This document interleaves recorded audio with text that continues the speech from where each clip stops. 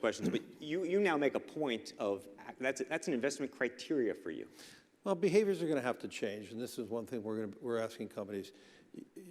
You have to force behaviors, and at BlackRock we are forcing behaviors. 54% of the incoming class are women. We added 4 more points in terms of diverse employment this year.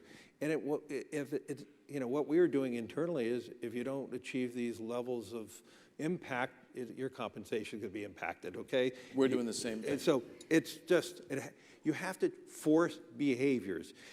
And if you don't force behaviors, whether it's gender or race or just any way you want to say the composition of your team, you're going to be impacted. And that. So what were the key takeaways that we saw from the first financial crisis of 2008-2009 era? One, consumer behavior is the hardest to change unless there's a shock to the system, and I will introduce what that shock is in a minute. Welcome to the new disruptor.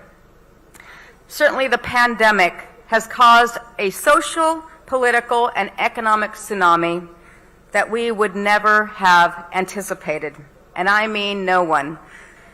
So again, this is our shock to the system that we were faced with then, and quite frankly, we're still faced with today. Is the Fed working on a digital dollar?